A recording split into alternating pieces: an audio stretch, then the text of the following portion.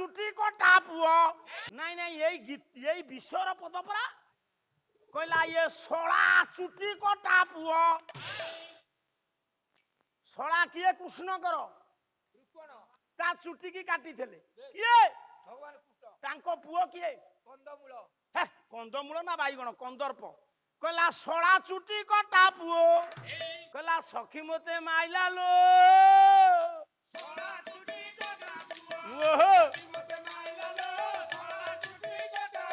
সেদিন যমুনা ঘাটে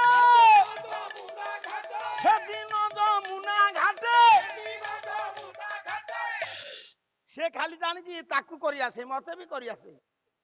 ମୋ ପଣ ତ ଧଇଲା ଲୋ ଇଏ ସଖୀ ମତେ ମାଇଲା ଲୋ ପଣ୍ଡିତ ମଣ୍ଡଳୀ ମୋର ପଣ୍ଡିତ ସଭାରେ ଯାହା ଯାହା ନ୍ୟାୟ ମାନ ଆଲୋଚନା ହେଲା